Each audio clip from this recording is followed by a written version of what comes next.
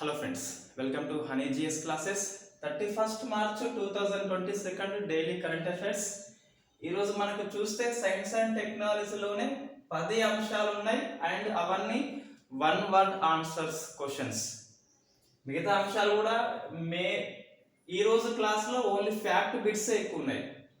So first చూస్తే Indian polity, ఈ Jammu Kashmir delimitation commission యొక్క గడువు 2 months పెంచిండ్రు.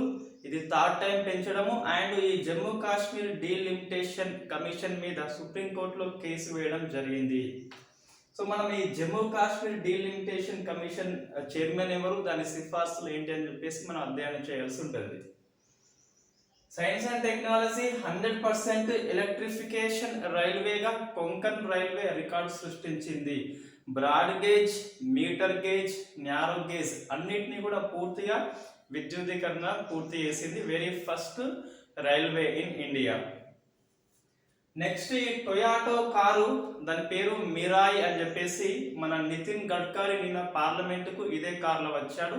ఇది హైడ్రోజన్ ఫ్యూయల్ ఎలక్ట్రిక్ వెహికల్ అని చెప్పేసి పిలుస్తున్నాం.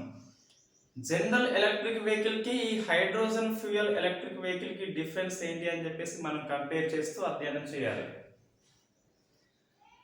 నెక్స్ట్ ఒక 2 పార్కులు వార్తల్లో ఉన్నాయి. ఈ కజిరంగా అని చెప్పేసి అస్సాంలో ఉంటుంది, ఇంకోటి సరిస్కా నేషనల్ పార్క్ అనేది రాజస్థాన్లో ఉంటుంది. 2 కూడా మనకి వార్తల్లో ఉన్న నేషనల్ పార్కులు. కండార్స్ అంటే ఇది ఒక సముద్ర గస్తీ తీర నౌక అని చెప్పేసి, కండార్స్ నౌక కాదు, ఒక హెలికాప్టర్ అది. సో కండార్స్ ఎక్కడ మోహరించిల్లు. ఐఓఎన్ఎస్ అంటే ఒక మారిటైమ్ ఎక్సర్సైజ్, హిందూ మహాసముద్రంలో మల్టీ నేషన్స్ పాల్గొనే ఇంకొక ఎక్సర్సైజ్ ఈ ఐఓఎన్ఎస్. ఇండియన్ ఓషియన్ అంటే హిందూ మహాసముద్రం. మనకి టీబీ సర్వే చేపట్టిండ్రు 2019-21 కానీ ఒక సర్వే రిపోర్ట్ వచ్చింది. దాని ప్రకారం ఢిల్లీ అనేది హైయెస్ట్ ప్లేస్లో టీబీ కేసెస్లో ఉంది. మనం ఇటీవల టీబీ డే జరుపుకున్నాము, దాంతోపాటు టీబీ సమ్మిట్ కూడా జరుపుకున్నాము. డోగ్రా రెజిమెంట్, దీనికి ప్రెసిడెంట్ కలర్ మెడల్ వచ్చిందండి. ఇటీవల ఇండియన్ నేవీలో ఐఎన్ఎస్ వల్సూరాకి ఇచ్చిండ్రు. ఇది ఇండియన్ ఆర్మీలో ఈ డోగ్రా రెజిమెంట్ కి ఇవ్వడం జరిగింది. నేత్ర, నేత్ర అంటే నేత్రము అంటే కన్ను, కన్ను చూస్తుంది. సో ఈ నేత్ర ఏంటి అంటే ఇస్రో అంతరిక్షంలో ఏర్పాటు చేస్తున్న ఒక ప్రాజెక్టు. ఇది స్పేస్ ఆబ్జెక్ట్ ని ట్రాక్ చేస్తుంది. నెక్స్ట్ మార్క్ వందే హై అంటే ఒక అమెరికా వ్యోమగామి ఆస్ట్రోనట్ భూమి మీదకి వస్తున్నాడు అంతరిక్షం నుంచి. ఆయన రికార్డు 355 days అంతరిక్షంలో గడిపాడు. సో అత్యధిక కాలం గడిపిన వ్యక్తిగా రికార్డు సృష్టించడం జరిగింది. సమ్మిట్ మనకి BIMSTEC meeting very important, Sri Lanka కొలంబోలో జరిగింది, అయిపోయింది. సో సమ్మిట్ ఏంటి, ఆ థీమ్ ఏంటి, మోడీ ప్రసంగం ఏంటి అని చెప్పేసి. అపాయింట్మెంట్ చూస్తే రాజ్ సుబ్రహ్మణ్యం, ఇన్ఫాక్ట్ ఇది నిన్న న్యూస్, ఇది నిన్న మిస్ అయింది, నోట్స్ లో ఉంది బట్ మనం ఇక్కడ రాయలేదు. ఈ రాజ సుబ్రహ్మణ్యం ఎవరు అంటే ఈ ఫెడెక్స్ యొక్క సిఇఓగా ఎంపికయ్యాడు. అమెరికా డెలివరీ సంస్థ అది, సిఇఓగా ఇండియన్ కాబట్టి మనం గుర్తుపెట్టుకోవాలి సుబ్రహ్మణ్యాన్ని. అవార్డ్స్ చూస్తే ఈ ఆర్డర్ ఆఫ్ బ్రిటిష్ ఎంపైర్ అంటే బ్రిటిష్ యొక్క 2వ అత్యున్నత పురస్కారం మన రఘురామ్కు వచ్చింది. ఈ బ్రెస్ట్ క్యాన్సర్ నిపుణుడు ఈ రఘురామ్ అని చెప్పేసి. నేషనల్ ఇష్యూ చూస్తే మనకి ఈ మతావు ధర్మ సమ్మేళన్, దీన్ని మోడీ నిన్న పశ్చిమ బెంగాల్లో వర్చువల్ మోడ్లో ప్రారంభించడం జరిగింది. ఆ సమ్మేళనం ఎందుకు కండక్ట్ చేస్తారని చెప్పేసి. ఇంకోటి ప్రపంచ వార్త చూస్తే ఈక్వెడర్ అనేది ప్రపంచంలోని వైల్డ్ లైఫ్ యానిమల్స్ కి లీగల్ రైట్స్ ఇచ్చిన తొలి దేశంగా రికార్డు సృష్టించింది. ఇవి మనకి ఈరోజు వార్తలు. సో ఫస్ట్ చూస్తే Jammu Kashmir delimitation. So delimitation commission అనేది మనకు వార్తల్లో ఉంది కాబట్టి ఈ కమిటీలు కమిషన్స్ మనము జనవరి నుంచి ఈ జూన్ వరకు జరిగిన, అంటే జూన్ అయిపోయినాక ఒక దగ్గర ఒక క్లాస్ అయితే మనం చేద్దాం. రైట్, ఫస్ట్ చూస్తే దీనికంటే అసలు ఎవరిది వాళ్ళు నోట్స్ రాసుకుంటే ఈజీగా ఉంటుంది. అంటే మనకు జనవరి నుంచి జూన్ వరకు కొన్ని కమిటీలు వార్తల్లో ఉంటాయి, మనం డైలీ పేపర్ ఫాలో అవుతున్నాము, అప్పుడు ఈజీగా ఒక పేపర్లో రాసుకోవడానికి ఈజీగా ఉంటుంది. Right, Jammu Kashmir delimitation commission ఇది వార్తల్లో ఎందుకు ఉందంటే ఫస్ట్ అయితే 2 months గడువు పెంచిండ్రు, అంటే మే వరకు. సో మే 6th వరకు గడువు పెంచిండ్రు ఒకటి. సెకండ్, సుప్రీం కోర్టులో కేసు పడింది ఈ జమ్మూ కాశ్మీర్ డీలిమిటేషన్ కమిషన్ మీద. రైట్, ఫస్ట్ ఏంటి కమిషన్ గురించి మనం డిస్కస్ చేయాల్సి ఉంటుంది. సో కమిషన్ చైర్మన్ ఎవరు అంటే రంజన్ ప్రకాష్ దేశాయ్. సో ఇది ఈ జమ్మూ కాశ్మీర్ డీలిమిటేషన్ కమిషన్ యొక్క చైర్మన్ రంజన్ ప్రకాష్ దేశాయ్. ఇంకా దీనికి ex officio chairmans. Ex officio అంటే పదవిలో ఉన్నందుకు ఈ కమిషన్ లో సభ్యులు. ఏ పదవిలో ఉన్నందుకు అంటే కేంద్ర ఎన్నికల సంఘం కమిషనర్. సో కేంద్ర ఎన్నికల సంఘం ప్రధాన కమిషనర్ ఎవరు? సుశీల్ చంద్ర, ఇతను సభ్యుడు.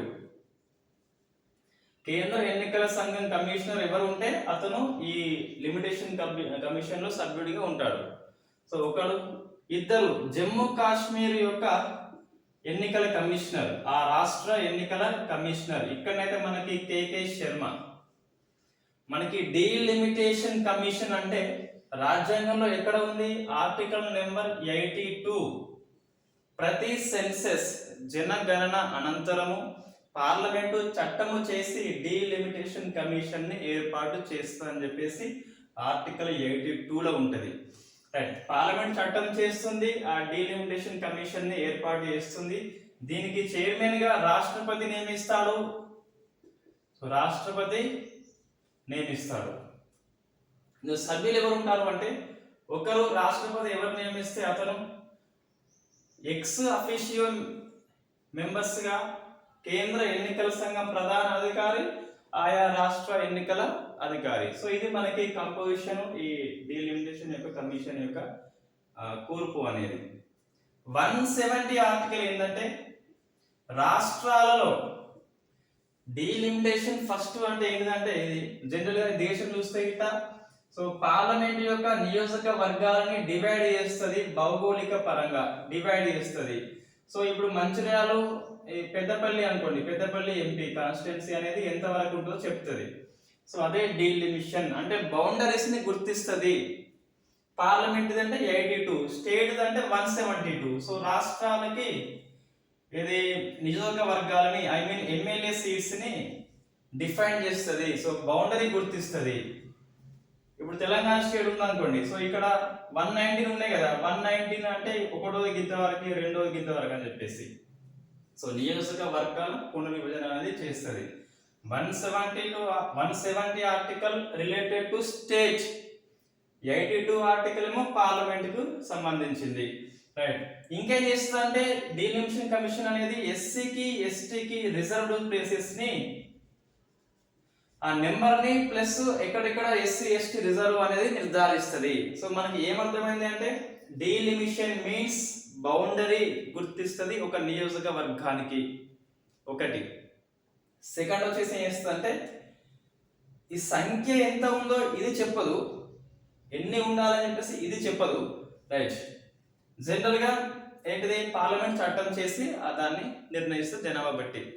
ఓకే, సెకండ్ ఏంటి ఎస్సీ ఎస్టీ రిజర్వ్ ప్లేసెస్ ని ఇది గుర్తిస్తుంది. Okay fine. ఇప్పుడు జమ్మూ కాశ్మీర్ మనం అప్లై చేస్తే ఈ కమిషన్ యొక్క సిఫార్సులు ఏంటి అంటే ఇప్పుడు మనకి జమ్మూ కాశ్మీర్ లో మొత్తం 83 ఎమ్మెల్యే సీట్లు ఉన్నాయి. సో 83 ఉన్నాయి. జమ్మూ ప్లేసులనేమో 37, కాశ్మీర్ ప్లేసులనేమో 46 ఉన్నాయి. ఇది ప్రజెంట్ ఉన్నది. ఇప్పుడు ఏంటి అంటే ప్లస్ జమ్మూ కాశ్మీర్ కు 6 పెంచింది, కాశ్మీర్ కు 1 పెంచింది, మొత్తం 7 అయిపోయినాయి. సో మొత్తం ఎంత 83 + 7 అంటే సో 90 ప్లేసెస్ అయినాయి జమ్మూ కాశ్మీర్ లో. ఇంకొక 24 అనేది పాక్ ఆక్యుపైడ్ కాశ్మీర్ లో ఉంటే దానికి ఎన్నికలు జరగవు ఎప్పటికి కూడా. అవి కలుపుకుంటే 114 ఏమో వస్తుంది. రైట్, ఇది జమ్మూ కాశ్మీర్ కి సిఫార్సు చేసింది. ఇందులో ఎస్సీ ఎస్టీ ఎంత అంటే ఎస్టీ 9, సో ఎస్సీ 7, మొత్తం 16 places reserved for SC ST category. ఇది మనకి ఈ జమ్మూ కాశ్మీర్ డీలిమిటేషన్ కమిషన్ అనేది దేని ఆధారంగా ఏర్పడింది అంటే జమ్మూ కాశ్మీర్ రీఆర్గనైజేషన్ యాక్ట్ 2019 ప్రకారం ప్లస్ డీలిమిటేషన్ యాక్ట్ 2002, లాస్ట్ లో 2002 లో చేయబడింది డీలిమిటేషన్ యాక్ట్ అనేది. మీకు గుర్తుండే ఉంటుంది ఈ 2003 ప్రాంతంలో మీ యొక్క ఎమ్మెల్యే ప్లేసెస్ మారి ఉంటాయి. ఇప్పుడు మాది చూసుకోండి, ఫస్ట్ లక్షపేట ఉండే 2003లో ఈ పునర్విభజన చేసిండ్లు మంచిర్యాలకి మార్చిండ్లు జనాభా బట్టి. ఇది ఎంపీ సీట్స్ గా దాదాపు ఇక్కడ ఎంత ఉందో జనాభా ఇక్కడ అంతే ఉండేలా చూస్తారు. రైట్, ఇప్పుడు మన కేసు ఏంటి? సో ఇప్పుడు కమిషన్ ఏంటి అంటే ఈ రంజన్ ప్రకాష్ దేశాయ్, సుశీల్ చంద్ర అండ్ కేకే శర్మ ఒకటి. సిఫార్సులు ఏంటి అంటే జమ్మూ కాశ్మీర్ కి 6 బెంచీలు, జమ్మూకి 6 బెంచీలు, కాశ్మీర్ కి 1 బెంచీలు, మొత్తం మీద 7 బెంచీలు. ఎస్సీ ఎస్టీకి 9+7 16 రిజర్వేషన్లు. సో ఇది ఈ కమిషన్ ఎవరు ఏర్పాటు చేస్తారు? రాష్ట్రపతి 82 ప్రకారం 170 ఆర్టికల్ ప్రకారం రాష్ట్రాలకు లేదా యూటీసీకి కాన్స్టిట్యుయెన్సీ అనేది డివైడ్ చేస్తుంది ఈ డీలిమిట్ కమిషన్ అని చెప్పేసి. రైట్, ఇప్పుడు కేసు ఏంటి అంటే ఇది ఈ ప్లేసెస్ పెంచింది కదా. సో 2011 లెక్కల జనాభా లెక్కల ప్రకారం చేసిండ్లు. 2011 జనాభా లెక్కల ప్రకారం ఈ ప్లేసెస్ అనేది సీట్స్, నెంబర్ ఆఫ్ సీట్స్ అనేది పెంచడం జరిగింది. మనకి ఈ 84 రాజ్యాంగ సవరణ చట్టము ప్రకారము 2026 వరకు ఈ అసెంబ్లీ స్థానాల సంఖ్య కానీ లోక్సభ స్థానాల సంఖ్య కానీ ఎట్టి స్థితిలో కూడా మార్చవద్దు అని చెప్పి సవరణ ఉంటుంది. 42nd అమెండ్మెంట్ యాక్ట్ ఏమో 2001 వరకు మార్చొద్దు, 84th అమెండ్మెంట్ యాక్ట్ ఏమో 2026 వరకు మార్చొద్దు.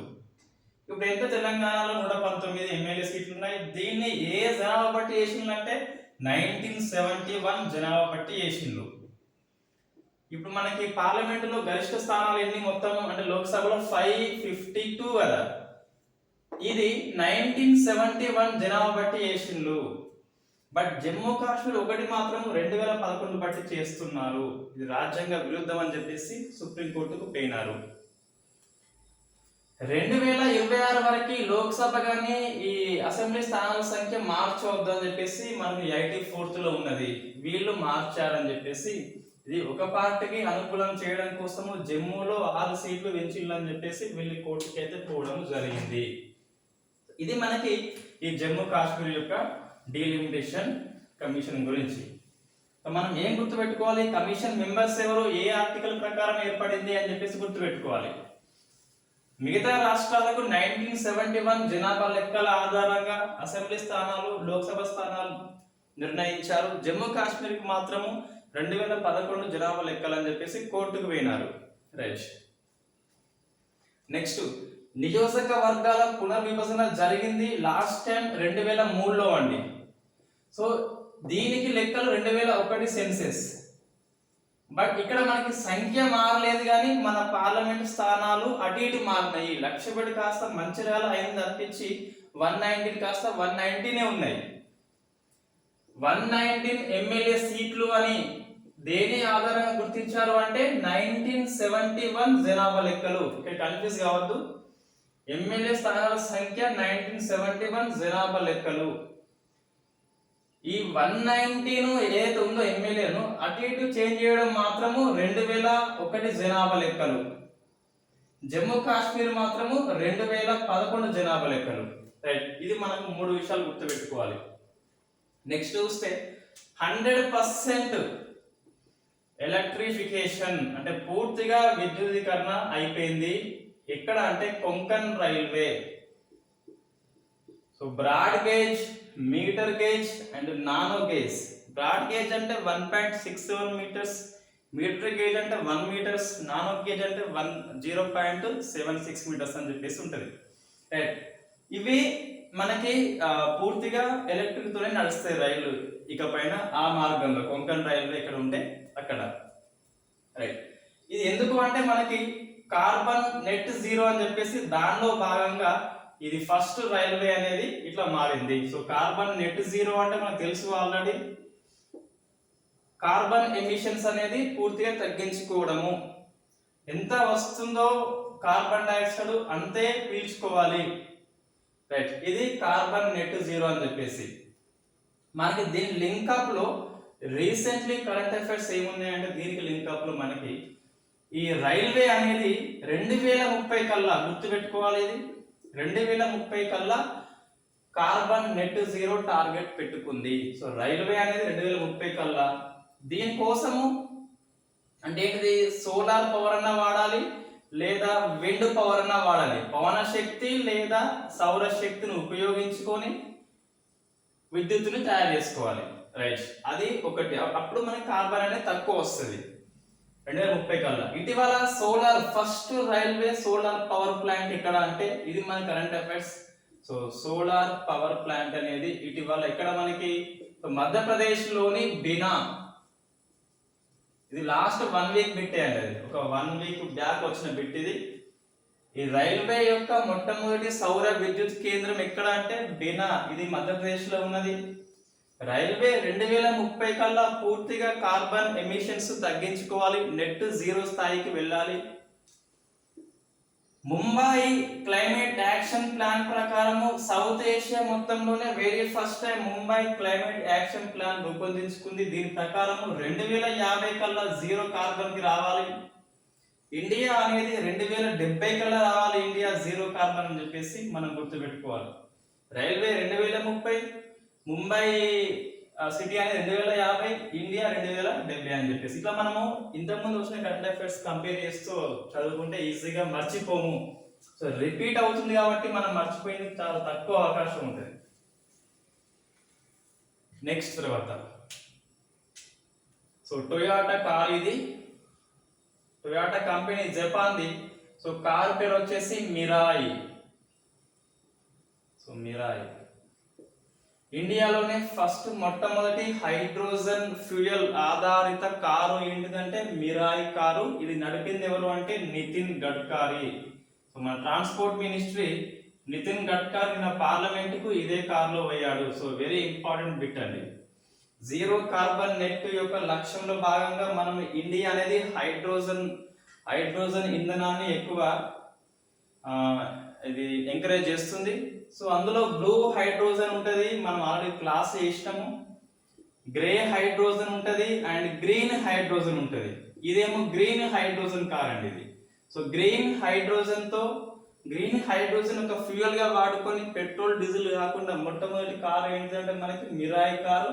ఫస్ట్ డ్రైవర్ ఎవరంటే నితిన్ గడ్కరీ.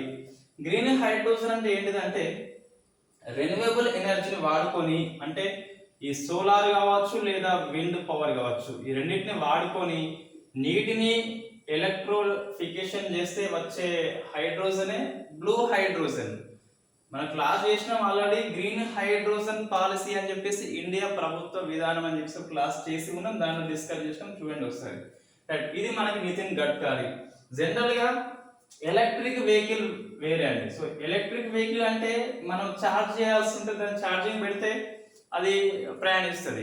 సో అది ఎక్కువ దూరం అయితే పోదు, ఆ ఛార్జింగ్ ఎంత ఉంటే అంతే పోతుంది, నెక్స్ట్ అక్కడనే ఆగిపోతుంది.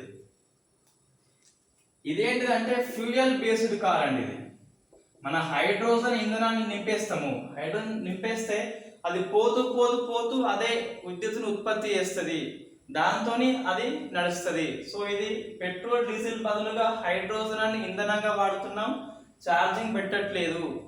ఇదేంటిది, ఛార్జింగ్ పెడుతున్నాము, ఇది పేలిపోయే ప్రమాదం ఎక్కువ ఉంటుంది, ఇది తక్కువ ఉంటుంది.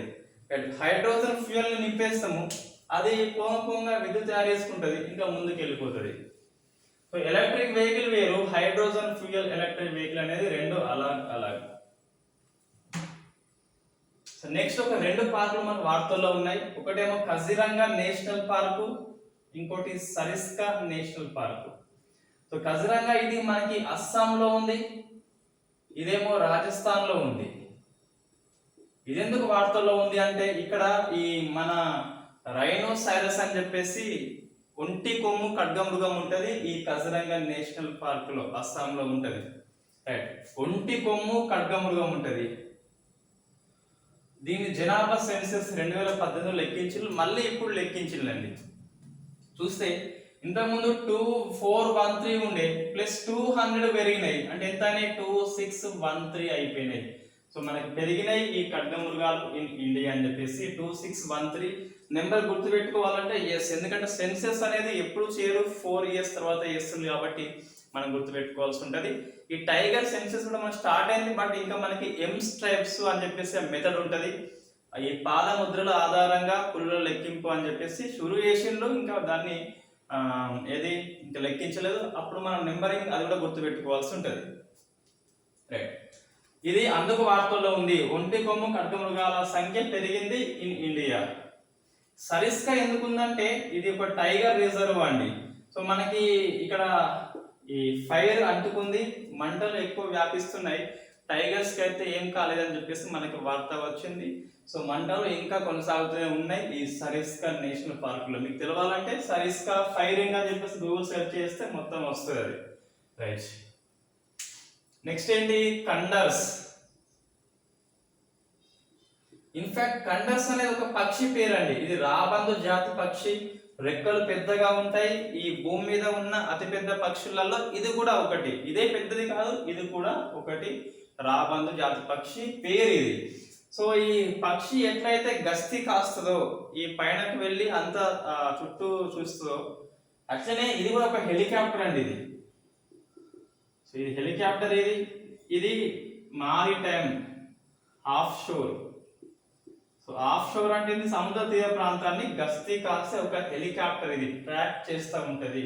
రైట్, ఇది ఎక్కడ అంటే ఐఎన్ఎస్ హన్సాలో దీన్ని పెట్టిండ్రు. సో ఐఎన్ఎస్ హన్సా ఇక్కడ ఉంది, గోవాలో ఉంది. ఐఎన్ఎస్ హన్సా అంటే ఏంటిదంటే అదొకటి air station, navy air station అని చెప్పేసి పిలుస్తాం. శిక్షణ కేంద్రం కాదు, ఇవన్నీ ఆగిపోయే ఈ ఇండియన్ నేవీ యొక్క పడవలు ఆగిపోయే ప్లేస్ స్టేషన్ అని చెప్పేసి పిలుస్తాం. ఈ స్టేషన్ లో ఈ కండోర్స్ ని కమిషన్ చేయబడింది అంటే అక్కడ ఇది పని స్టార్ట్ చేస్తుంది. రైట్, మనకు ఇండియన్ నేవీ టైంలో ఒక వర్డ్స్ వస్తుంది, కమిషన్ చేయబడింది అంటే ఇంకా అది పూర్తిగా పనికి వచ్చేటట్టు అయింది. డీకమిషన్ అంటే పదవి నుంచి ఆ పని నుంచి బయటకు పక్కకు తప్పుకుంది. రైట్, ఇది ఐఎన్ఎస్ హన్సా గోవాలో ఉంది మనకి. ఆ గోవాలో ఉన్న స్టేషన్ లో, నేవీ స్టేషన్ లో ఈ కండోర్స్ ని కమిషన్ చేయడం జరిగింది. మనకు ఈ ఐఎన్ఎస్ హన్సా అనగానే ఇంకోటి గుర్తుకురావాలి కంపల్సరీ, హన్సా ఎన్జీ అని చెప్పేసి. ఇదేంటిది, నేవీ స్టేషన్. హన్సా ఎన్జీ అంటే హన్సా న్యూ జనరేషన్ అని చెప్పేసి. ఇది ఈ పైలట్ కి శిక్షణ ఇచ్చే ఎయిర్ క్రాఫ్ట్. దీన్ని తొలిసారిగా దేశీయంగా CSIR NAL national aerospace laboratories అని చెప్పేసి బెంగళూరు కేంద్రంగా పనిచేస్తుంది. ఆ సిఎస్ఐఆర్ ఎన్ఏఎల్ అనేది ఈ హన్సా ఎన్జీని తయారు చేసింది.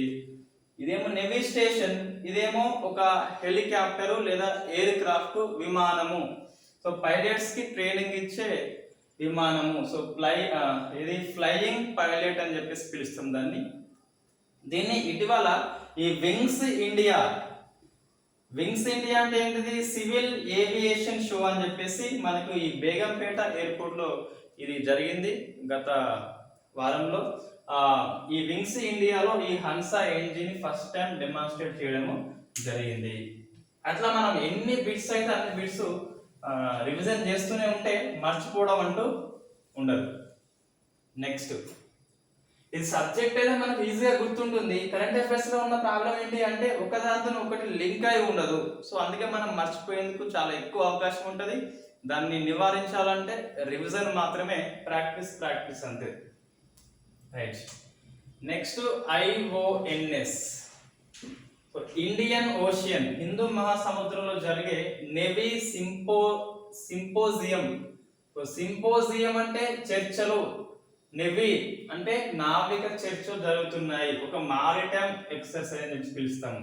సో ఐమెక్స్ 2022 అంటే ఐ అంటే ఇదంతా వస్తుంది, Indian ocean navy symposium maritime exercise అని చెప్పేసి సముద్ర తీర నావిక వ్యాయామం. రైట్, ఇది ఎక్కడ జరుగుతుందంటే మనకి గోవా అండ్ అరేబియన్ సీలో.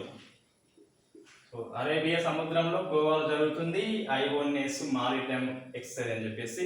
దీనిలో 25 దేశాలు పాల్గొనాలి, బట్ 15 మాత్రమే పాల్గొన్నాయి. ఇక్కడ ఏంటంటే ఈ హిందూ మహాసముద్రంలో ఈ నేవీ భద్రత పట్ల డిస్కషన్స్ జరుగుతాయి, అదే ఐమెక్స్ అని చెప్పేసి గుర్తుపెట్టుకోండి, సరిపోతుంది. రైట్, నాకు తెలిసి ఈ ఎక్సర్సైజ్ అనేది ఇది లాస్ట్ ఎక్సర్సైజ్, ఇక పైన రావు అనుకుంటున్నాం, మార్చి మాసం అయిపోయింది కాబట్టి చూద్దాం. Right, next TB survey. So ఇది 2019-21కి సంబంధించిన డాటా అండి. సో 19, 20, 21 3 ఇయర్స్ డాటా 2022 రిపోర్ట్ లో వస్తుంది. టీవీ సర్వే ప్రకారము ఈ అంతకుముందు సర్వే రిపోర్ట్ కి ఇప్పటికి 19% కేసులు అయితే పెరిగినాయి. సో అప్పైన తగ్గలేదు, 19% పెరిగినాయి. అందులో ఫస్ట్ ప్లేస్ వచ్చేసి ఢిల్లీ ఉందండి. సో ఢిల్లీ ఉన్నది ఫస్ట్ ప్లేస్ వచ్చేసి. మనకు ఇటీవల టీబీ అని చెప్పేసి ఈ మార్చి 24న డే అండి. సో అనివాక్ష అని చెప్పేసి మనం చెప్పినాం ఆల్రెడీ. మార్చ్ 21, 22, 23, 24 అని చెప్పేసి క్షయ దినం అని చెప్పేసి ఈ 24న రాబర్ట్ కాచ్ ఈ ట్యూబెరోక్యులోసిస్ అనే బ్యాక్టీరియాని కనుగొన్నాడు కాబట్టి అది గుర్తుగా ఈ రోజు మనం కండక్ట్ చేస్తున్నాం. సో మనకి ఈ థీమ్ ఏంటి అంటే ఇన్వెస్ట్ టీబీ అని చెప్పేసి వరల్డ్ది, మనది అంటే మనదేమో సెటప్ టు ఎండ్ టీబీ, అదేమో ఇన్వెస్ట్ టు ఎండ్ టీబీ అని చెప్పేసి అక్కడ ఉన్నది. సో మనది ఈ ఢిల్లీలో టీబీ సమ్మిట్ జరిగింది. ఆ సమ్మిట్ యొక్క థీమ్ ఏంటి అంటే so setup to end TB 2025 కల్లా మనం పూర్తి చేయాలి, టీబీని పూర్తిగా ఎలిమినేషన్ చేసి పడేయాలి. 2030 కల్లా WHO పూర్తి చేస్తుంది. మనం 5 ఇయర్స్ ముందే ఉన్నాం, బట్ కేసులు ఇంకా పెరుగుతున్నాయి. సో లక్ష్యము వేరు, జరిగే ఆచరణ కూడా వేరు. రైట్, ఇది ఇటీవల మనకి టీబీ వ్యాక్సిన్ ఏంటి, జనరల్ గా బీసీజీ వ్యాక్సిన్ ఉంటది. ఇటీవల మనకు ఎన్టీబీ వ్యాక్ అని చెప్పేసి ఈ భారత్ బయోటెక్ ను స్పెయిన్ సంస్థ కలిపి ఈ రూపొందిస్తున్న కొత్త వ్యాక్సిన్ టీబీ కోసము ఎంటీబీ వ్యాక్ అని చెప్పేసి. ఇది టీబీ సర్వే రిపోర్ట్ 2019-21కి సంబంధించి. ఢిల్లీ అయితే ఎక్కువ ఉన్నాయి. మన ఢిల్లీ మనకు ఈ పొల్యూషన్ లో అత్యంత కాలుష్యమైన రాజధానిలో ఢిల్లీ ఫస్ట్ ప్లేస్ లో ఉందండి. ఢిల్లీ అనేది సెకండ్ వచ్చేసి ఢాకా ఉంది. దేశంలో చూస్తే బంగ్లాదేశ్ ఉంది మళ్ళీ ఫస్ట్ అయితే. రైట్, నెక్స్ట్ ఏంటి ఇక్కడ, next Dogra regiment. So Dogra regiment ఎందుకు వార్తల్లో ఉంది అంటే దీనికి ప్రెసిడెంట్ కలర్ అవార్డు వచ్చింది, మెడల్ అంటాం దాన్ని. సో ప్రెసిడెంట్ కలర్ అంటే ఇది జనరల్ గా మనకి రాష్ట్రపతి సుప్రీం కమాండర్ ఆఫ్ చీఫ్ అని చెప్పేసి పిలుస్తాం. ఈ 3 దళాలకి అతనే చీఫ్. 53వ ఆర్టికల్ ప్రకారం అతనే అధ్యక్షుడు కాబట్టి, సర్వ సైన్య అధ్యక్షుడు అతనే కాబట్టి వాళ్ళని ఎంకరేజ్ చేసేందుకు మెడల్స్ ఇస్తాడు. అటువంటి మెడలే ఈ ప్రెసిడెంట్ కలర్ అని చెప్పేసి ఇటీవల మనకు నెవీ రంగంలో ఇవ్వడం జరిగింది. సో నెవీ రంగంలో ఐఎన్ఎస్ వల్సూరాకి వచ్చింది.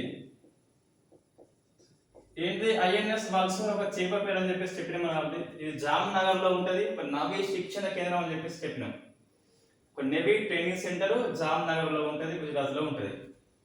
ఇది ఈ డోగ్రా రెజిమెంట్ అనేది దీనికి ప్రెసిడెంట్ కలర్ అనేది రావడం జరిగింది. ఇచ్చింది ఎవరంటే ఈ ఆర్మీ చీఫ్ వచ్చేసి నరవానే. సో ఆర్మీ చీఫ్ వచ్చేసి నరవానే. నెక్స్ట్ ఏంటి నేత్ర అంటే కన్ను అనుకోండి, దృష్టి చూస్తుంది. ఈ ఇస్రో అనేది అంతరిక్షంలో ఏర్పాటు చేస్తున్న ఒక ట్రాకింగ్ సిస్టమే ఈ నేత్ర. ఇంకా ఏర్పాటు చేయలేదు, ఏర్పాటు చేయబోతుంది. మన శాటిలైట్స్, మనం కొన్ని శాటిలైట్స్ పంపుతాము. అటువంటి శాటిలైట్స్ కి ఏమన్నా ఈ స్పేస్ ఆబ్జెక్ట్ అంటే గ్రహ శకలాలు కానీ, ఇంతకుముందు పంపిన వాటి యొక్క శిథిలాలు కానీ, ఫజిల్స్ లాంటి స్పేస్ ఫజిల్స్ లాంటి ఈ మన నౌకలకి తాకకుండా ఇది ట్రాక్ చేస్తుంది. ట్రాక్ చేసి ముందే హెచ్చరిస్తుంది. సో మనం వాటిని అటు ఇటు ఇట్లా రన్ చేస్తే తాకకుండా ఉంటుంది. సో మన శాటిలైట్ రక్షణ కోసము అంతరిక్షంలో ఇస్రో ఏర్పాటు చేస్తున్న ఒకనొక ప్రాజెక్టే నేత్ర ప్రాజెక్ట్ అని చెప్పేసి గుర్తుపెట్టుకుంటే సరిపోతుంది. మనకి పేరు చూస్తే మనకి ఈజీగా అర్థమవుతుంది. అది ఈ డోగ్రా అంటే మనకి ఒకటి డోగ్రీ భాష ఉంటుంది. సో డోగ్రీ భాష మనకి అది ఒక జాతీయ భాష. డోగ్రీ, ఈ మైథిలి, సంతాలి, బోడో అని చెప్పేసి 19, 20, 21, 22 భాషలు అవే. రైట్, డోగ్రా వేరు, మళ్ళీ డోగ్రీ వేరు. Next mark one day. Mark one day లేదా వన్ డే హే. ఇతను అమెరికా ఆస్ట్రోనాట్ అని చెప్పేసి పిలుస్తాం. ఇతను ఇంటర్నేషనల్ స్పేస్ సెంటర్ లో 355 డేస్ గడిపాడు. ఈ రష్యా వాళ్ళు ఒక 2 కాస్మోనాట్స్ ఉన్నారు. ప్లస్ ఇతను ముగ్గురు కలిసి కజకిస్తాన్ లో దిగిండు నిన్ననే. సో కజకిస్తాన్ లో వీళ్ళు వేరే నౌక ఏంటి అంటే Soyuz M19. So Soyuz M19 ఒక రష్యా నౌక. సో ఈ రష్యా నౌక ద్వారా పైకి పోయినారు ఐఎస్ఎస్ లో. ఇతను మాత్రము ఈ 355 days ఉన్నాడు ఈ వందే హై అని చెప్పేసి. దిగింది ఎక్కడ మనకి కజకిస్తాన్ లో. ఇది మళ్ళీ వార్తల్లో ఉంది మనకి జనవరి నుంచి. కజకిస్తాన్ లో అధ్యక్షుడు కస్యం, ఈ కస్యం అధ్యక్షుడు అక్కడ ఈ సిలిండర్ రేట్స్ పెంచితే వాళ్ళు ధర్నా చేసిండ్రు, ప్రొటెస్ట్ చేసిండ్రు అక్కడ ప్రజలు అని చెప్పేసి మనం చెప్పినాం. న్యాచురల్ గ్యాస్ సహజ వాయువు యొక్క రేట్ పెంచిండు. సో వాళ్ళు ఎక్కువ పెట్రోల్ డీజిల్ కాకుండా సహజ వాయువు వాడతారు, ఆ బండ్లలో కూడా గ్యాస్ వాడతారు కాబట్టి వాళ్ళకి ఇబ్బంది అని చెప్పేసి వాళ్ళు నిరసన చేస్తున్నారు. Right, next summit. ఇది ఫేమస్ అండి, ఇది ప్రశ్న వస్తుంది. సో బిమ్స్టెక్ సమ్మిట్ 2022 మనం జరిగింది, మనం డిస్కస్ చేసినాం ఆల్రెడీ. కొలంబోలో జరిగింది, నిన్న అయిపోయింది కొలంబోలో. థీమ్ ఏంటి? మనకు సమ్మిట్ వచ్చినప్పుడు కంపల్సరీ అది వెన్యూ ఎక్కడ, ఆ సమ్మిట్ లో ఉన్న మెంబర్ స్టేట్ ఏంటి, థీమ్ ఏంటి, అవుట్కమ్ ఎటువంటి డిక్లరేషన్ వచ్చిందని చెప్పేసి. ఫస్ట్ మనకి బిమ్స్టెక్ అంటే ఏంటి? Bay of Bengal initiative for multi sectoral technology and economic cooperation అని చెప్పేసి, మల్టీ సెక్టార్ లో టెక్నాలజీ పరంగా ఎకనామిక్ పరంగా సహకారం చేసుకోవాలని చెప్పేసి బే ఆఫ్ బెంగాల్, బంగాళాఖాతం ఏదైతే ఉందో ఆ ప్రాంతంలో ఉన్న 7 కంట్రీస్ కలిసి, అంటే Bangladesh, Bhutan, India, Myanmar, Sri Lanka, Thailand and Nepal వచ్చేసి మళ్ళీ ఇందులో BBIN అని చెప్పేసి భారత్, భూటాన్, ఇండియా, నేపాల్, బంగ్లాదేశ్, భూటాన్, బంగ్లాదేశ్, ఇండియా, నేపాల్ 4 కలిసి ఈ మోటార్ వెహికల్ అగ్రిమెంట్ అని చెప్పేసి MVA ను కుదుర్చుకున్నాయి ఇటీవల. ఈజీగా ఫ్రీగా ఎటువంటి వీసా అవసరం లేకుండా మోటార్ వెహికల్ అనేది పోవాలని చెప్పేసి. ఇందులో ప్లస్ ఇంకొక 3 ఎక్కువ ఏమున్నాయంటే థాయిలాండ్ ఒకటి ఉన్నది, మయన్మార్ ఒకటి ఉన్నది, శ్రీలంక ఒకటి ఉన్నది. ఇంకా అవి కలిస్తే మొత్తం 7 కంట్రీస్ అనేవి అయిపోతాయి బిమ్స్టెక్ కంట్రీస్ అని చెప్పేసి. ముఖ్యంగా ఇవి మనకి సముద్ర తీర ప్రాంతాలు, ఇవన్నీ దేశాలు ఇవన్నీ. రైట్, ఇప్పుడు సమ్మిట్ జరిగింది ఎక్కడ అంటే మనకి కొలంబోలో జరిగింది. థీమ్ ఏంటి? థీమ్ పెద్దగా ఉంది. దీని అర్థం ఏంటంటే మొత్తం ప్రజలు సంతోషంగా ఉండాలి, డబ్బులు సుసంపన్నంగా రావాలని చెప్పేసి, రాబోయే సమస్యలను ముందుగానే ఎదుర్కోవాలని చెప్పేసి థీమ్ అండి. 2 words రెసిలియంట్. ఇది రీసైలెంట్ కాదు, రెసిలియంట్ అంటే ఇది. సో రెసిలియంట్,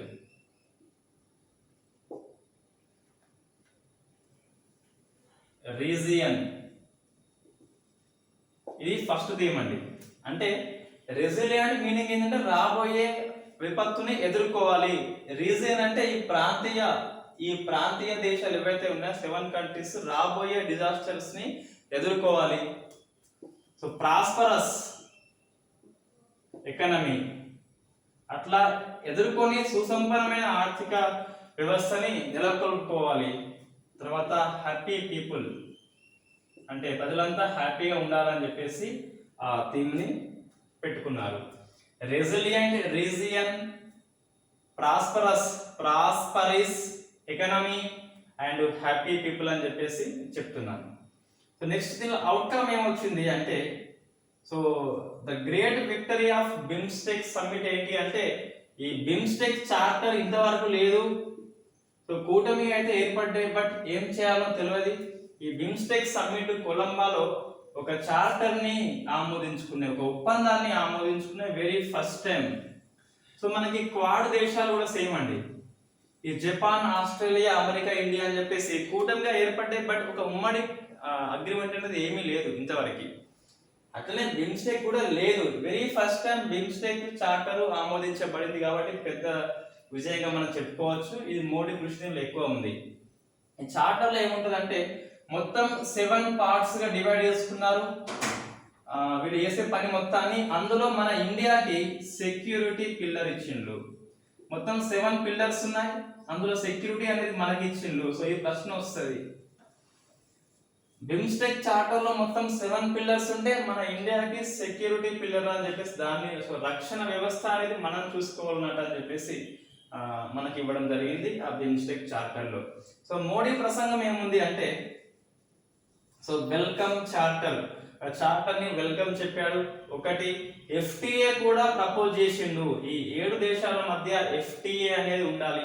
మనకి మే 1 నుంచి దుబాయ్కి మనకి సిపిఏ అండ్ ఎఫ్టిఏ రెండు కూడా అమల్లోకి వస్తున్నాయని చెప్పేసి మనకి వార్తలు వచ్చినాయి.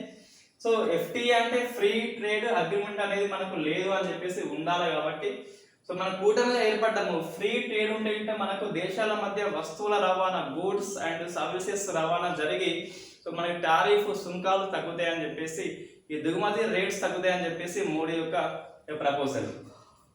రైట్, ఒకటి ఎఫ్టిఏ అనేది ప్రపోజ్ చేస్తుంది. ఇంకోటి ఈ బిమ్స్టెక్ సచివాలయం ఇంకా నిర్ణయం చేయలేదు, ఈ సచివాలయానికి $10 లక్షల నేను ఇస్తాను అని చెప్పేసి ఉదారవాదంగా మోడీ హామీ ఇచ్చాడు. ఇంకా ఈ 7 దేశాలకు ఏమైనా డిజాస్టర్స్ వచ్చినప్పుడు $30 లక్షల కోసం ఒక నిధి కూడా నేను ఇస్తాను అని చెప్పేసి చెప్పాడు. సో 10 lakhs అండ్ $30 lakhs ఇదేమో సచివాలయానికి. సో ఇంకా మనకి ఎక్కడ అని చెప్పేసి చార్టర్లో ఇంకా ఏమీ లేదు, సో కనీసం పేపర్లో అయితే ఏమీ లేదు, ఉంటే చెప్పిన తర్వాత 30 మీకు తెలిస్తే చెప్పండి. సో 30 lakhs అనేది ఇదేమో ఏమన్నా అనుకోని డిజాస్టర్స్ సంభవించినప్పుడు తుఫాన్ లాంటి, ఎందుకంటే బంగాళాఖాతం ఉన్న ప్రాంతంలో ఉన్న దేశాలు ఇవన్నీ తుఫాన్ ఛాన్సెస్ ఎక్కువ ఉంటుందని చెప్పేసి ఒక నిధి కూడా ఏర్పాటు చేద్దామని చెప్పేసి చెప్పిండు. నా వంతుగా అంటే ఇండియా వంతుగా సో 30 lakhs అనేది ఇస్తామని చెప్పి చెప్పిండు డాలర్స్. ఇది బిమ్స్టెక్ అండి. ఇదే బిమ్స్టెక్ మినిస్టర్ల మీటింగ్ జరిగింది, దాంట్లో మన జయశంకర్ ఎక్స్టర్నల్ మినిస్టర్ అనేది హాజరైండు, మనం డిస్కస్ చేసాం ఆల్రెడీ. నెక్స్ట్ రాజు సుబ్రహ్మణ్యం, మనం గ్రూప్ 1 రాస్తే గిట్ట పేపర్లలో మోడీ ప్రభుత్వం అట్లా రాయద్దు, సుబ్రహ్మణ్యం ఏం రాయాలి, అధికారిక ప్రభుత్వము, ప్రతిపక్ష ప్రభుత్వము, అంతే పర్టికులర్ మంత్రి పేరు అట్లా మాత్రం రాయద్దు గ్రూప్ 1 రాస్తే. ఇక్కడ క్లాసులో లక్ష్య చెప్పుకోవచ్చు. ఈయన ఎవరంటే ఫెడెక్స్ సంస్థకి సిఇఓ, ఒక అమెరికాలో గొప్ప డెలివరీ సంస్థ, ఇది ఫేమస్. సో అటువంటి పెద్ద సంస్థకి సిఇఓ ఇండియన్ కాబట్టి మనం కంపల్సరీ చదువుకోవాలి. ఈ గూగుల్ కి సిఇఓ, మైక్రోసాఫ్ట్ సిఇఓ అందరూ ఇండియన్సే. సో వాళ్ళు వెళ్ళి అక్కడ సిఇఓ అవుతున్నారు, ఇక్కడ ఎందుకు కావట్లేదు అంటే, నువ్వు ఎంత చేసినా అంబానీ ఇది రిలయన్స్ జియోకి అయితే మనం సిఇఓ కాలేము, వాళ్ళ కొడుకే సిఇఓ అవుతాడు సింపుల్ గా. ఆదాని గ్రూప్కి ఎంత చేసినా సిఇఓ మనం కాలేము కంపల్సరీ, మనం అంటే ఇండియన్స్ అయితే కాలేదు. సో ఇక్కడ నెపోటిజం అనేది, బంధుప్రీతి అనేది చాలా ఎక్కువ ఉంటుంది ఇండియాలో. నెక్స్ట్ అవార్డు, సో రఘురామ్ కి అవార్డు వచ్చిందండి. బ్రిటిష్ ప్రభుత్వం యొక్క 2వ అత్యున్నత పురస్కారం అయినటువంటి so British empire award, British empire award, ఇది 2వ సివిలియన్ అవార్డు, అత్యున్నతమైనది బ్రిటిష్ ప్రభుత్వం లోపల. సో అటువంటిది మన ఒక ఇండియాకి వచ్చింది. రఘురామ్ ఒక బ్రెస్ట్ క్యాన్సర్ నిపుణుడు, ఈ ఇండియా ఇంగ్లాండ్ మధ్య రాయబారిగా పనిచేస్తారని చెప్పేసి అందుకు అవార్డు అయితే ఇవ్వడం జరిగింది రఘురామ్కి. నెక్స్ట్ మతావు ధర్మ మహామేళ, ఒక కార్యక్రమం ఇది. ఈ మతావు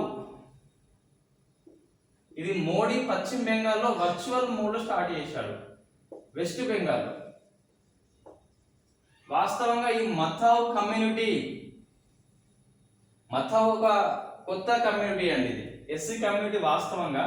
బట్ ఈ ఎస్సీలో ఉన్న వైష్ణవిక్ హిందూ అని చెప్పేసి కొత్త మతాన్ని స్థాపిస్తాడు ఈ హరిచంద్. ఈ హరిచంద్ నిన్న బర్త్డే, ఆ బర్త్డే సందర్భంగా ఈ మతావు ధర్మ మహామేళ కండక్ట్ చేసుకుంటారు పశ్చిమ బెంగాల్ వాళ్ళు. ఇన్ఫాక్ట్ అది హరిచంద్ బెంగాల్ అంటే బంగ్లాదేశ్ వాస్తవంగా తూర్పు పాకిస్తాన్, బట్ డివైడ్ అయినాక మనం బంగ్లాదేశ్ లో కూడా ఈ ఫెస్టివల్ ని కంటిన్యూ చేస్తున్నారు. సో మతావు అంటే ఒక కమ్యూనిటీ, ఆ కమ్యూనిటీకి దేవుడు ఎవరంటే ఈ హరిచంద్. ఇన్ఫాక్ట్ ఇది ఎస్సీ కమ్యూనిటీ చెప్పాలంటే, ఇతన్ని ఠాకూర్ అని చెప్పేసి పిలుస్తాం, ఠాకూర్ అంటే దేవుడు. సో హరిచంద్ ఠాకూర్ అని చెప్పేసి పిలుస్తాం. ఈ ఠాకూర్ కమ్యూనిటీలో నుంచి కొత్త మతం పుట్టుకొచ్చింది వైష్ణవిక్ హిందూ అని చెప్పేసి, దానికి దేవుడు ఈ హరిచంద్. రైట్. మతావు అనేది ఎక్కడ ఉంటుందంటే సో పశ్చిమ బెంగాల్లో ఉన్న ఒక ఎస్సీ కమ్యూనిటీ అనుకోండి.